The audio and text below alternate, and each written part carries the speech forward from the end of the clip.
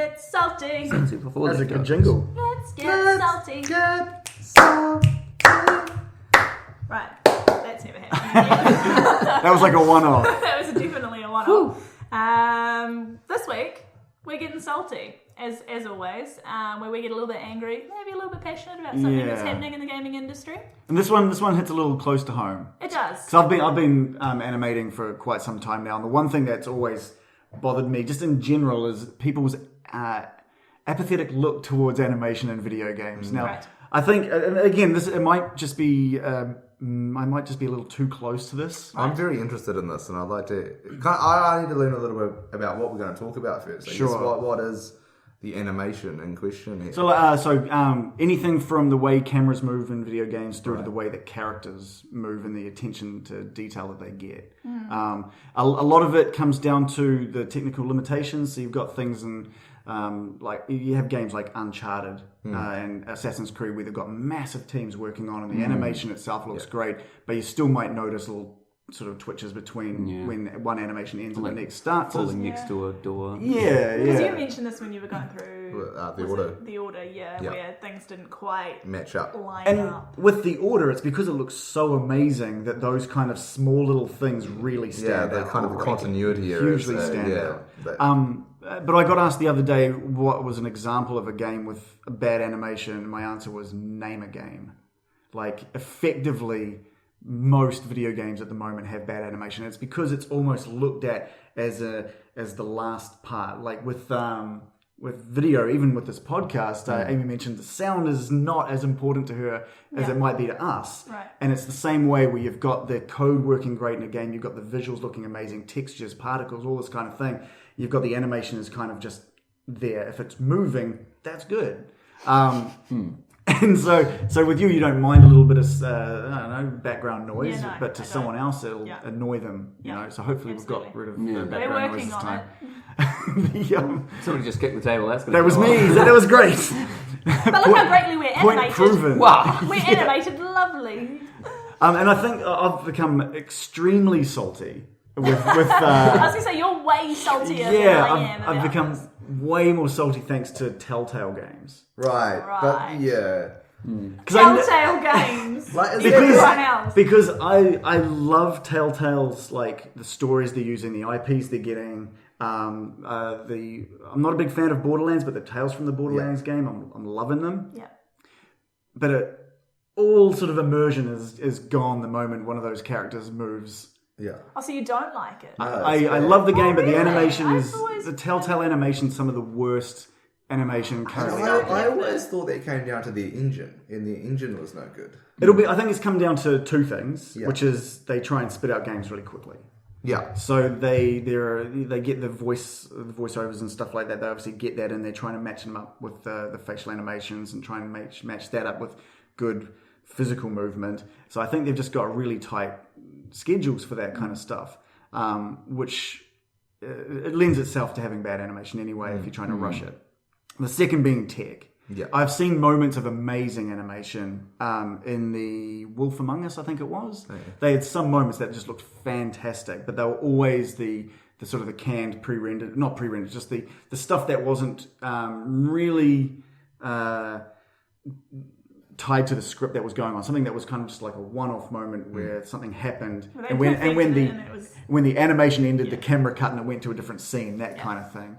But so often in the Walking Dead games and in Wolf Among Us, Tales from the Borderland, it's just this, I don't know if it's tech, I don't know.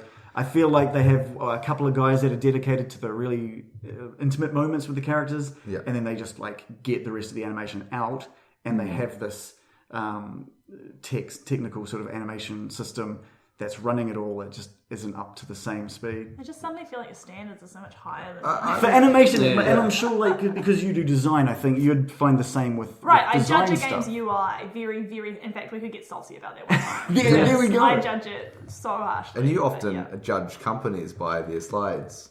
Yes, I do. Yeah. And I think it's, and I was talking to someone about this recently, and I was saying that I think most people are happy with this. Yes. No matter what you're talking about, whether it's graphics, audio, animation, slides, UI, people are happy with this. But people who are in that That field, industry, we're looking for yeah, this. Yeah, I'm sure. not sure people were happy with those Telltale games. I remember when it was the original The Walking Dead, which is their first like massive hit. It was nominated for Game of the Year. And I think Spike TV's awards, those big Game of the Year awards they have. And a lot of people were really upset about that because the game was no good.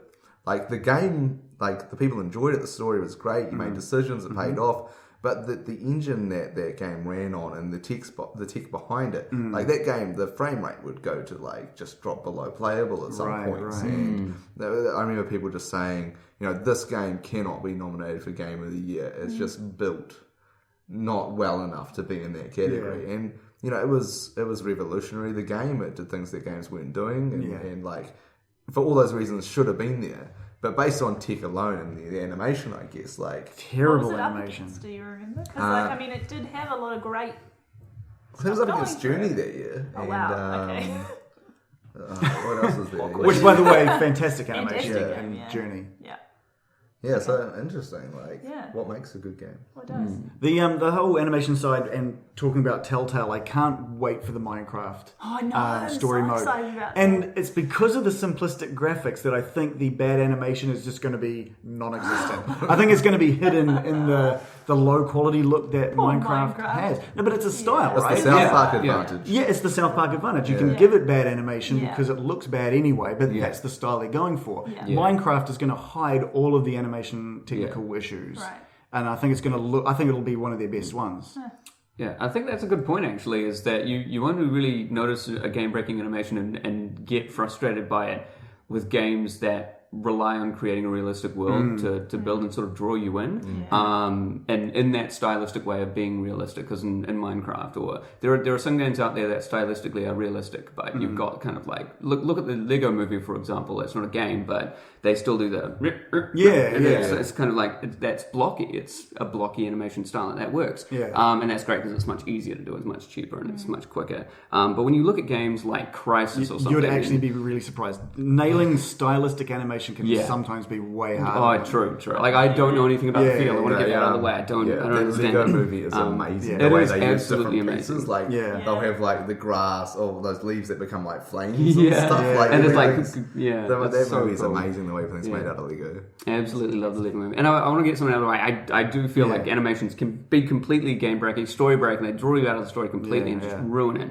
And Crisis was one of the ones that actually it hurt me quite a lot for. I loved Crisis 1. I played it, loved the story. It's really generic, but it's just done in a really nice stylistic way. It's interesting. But they were going for a very, very realistic kind of feel. And the amount of muscles and whatever they had to do in that, like I watched some of the animation videos, and just the amount they had to do just to get someone to smile was ridiculous. And I don't know if it was because of time frame or whatever, but sometimes when people were talking it was okay, but at most times it was just like that's not how things move. Everything's like, even if your computer was great and it was running at 60 frames per second, people were like, what gestures are you making? People don't stand like that. Why are you going? It's just really frustrating. But I played what was it called? Command and Conquer Renegade, if any of you know that game. Really old game, first-person shooter in the Command and Conquer series. Really, really cool. I played that game way back in the day, but after I'd played a few really good games, like I think I played a bit of Bioshock. I think I played a bit of Crisis. This was about 7 years ago, I think. Now? A little bit more. And I played Command and Conquer Renegade after that. And even though like the animation was just him going, that's it. It was just a mouth going like this. I got more immersed in that because if you've watched anime, you'll understand this. You don't always need something syncing up to being perfect and immersive to make it immersive. And it's that consistency. Yeah, and it's just like trying to be too immersive and trying to move too many muscles and be too realistic is complicating it too much to the point where you're always getting it wrong. Well, maybe that's the problem. Like, there's just been such a gap now between the high levels animation stuff and all the other games that are out there. Like, you guys, the Naughty Dog guys, are ruining it for everyone, basically. Although there was a good. moment in Uncharted 1 and 2, I think they ended up using the same animations for some of the stuff. And there's a moment where, as Nathan Drake, when you're climbing up like stuff, his ankle is bent at an angle no angle could ever. And I'm just sitting there playing this game. I'm loving every moment of it. And it's just amazing. It's blowing me away. And all I can see is this broken ankle as he's climbing up this thing. Like, no. So yeah. It's fine. But I mean, if you're like a studio that's not Naughty Dog and you're trying to make like an action RPG game, what options do you have? Like, you have to make it somewhat realistic, but you can't take it to the same levels. Like, yeah, I mean, the problem is, like, you've got two different things when it comes to animations in games. You've got the actual animations themselves, and then you've got the animation tree or the system that puts all the animations together and triggers them. And I can understand the hardship of making sure that when someone is running this way and then stops and runs this way, that the flow between animations could be a bit janky where they don't have the time to tidy that all up. What I can't handle is like loading up Splatoon, which looks amazing, and running around in the lobby just hitting the jump button, and the jump looks disgusting. I think we've got Splatoon, like you guys load it up, go into the lobby and just jump around the lobby. It's horrific. There's no excuse for that. Right. Okay. Yeah. When everything looks so polished and everything else looks so good, you can see they didn't care about the animation. Other than when it's like front and center, when your Squidling is like plays his fail or success animation. Those look great. Yeah. But in the middle of the game, there's essentially no animation. You've got code driving where the gun's aiming, which is the whole upper body. Yeah. You've got legs just doing this. Sorry, for people who are listening, I'm just wiggling fingers around. And then for the jump, it is essentially there's nothing. It just gets height. Yeah. It's like kind of like Counter-Strike Source. Running against a wall. Yeah. So if they had put in an animation, maybe it wouldn't be so bad. Right. Or if it was the animation system that was triggering the jump animation too late, or it didn't flow so nicely, that's fine. But when the animation itself, when they've just gone, let's just get someone who can do animation instead of be a pro at animation to do the animations. I think I got a good point. I'm going to watch games from now on and be really disappointed. It broke, like studying animation broke animated movies and video games for me. Interesting. We've had enough of this conversation. I don't want to ruin the games anymore. We love all games equally. So we were salty. Yeah, that's pretty salty, actually.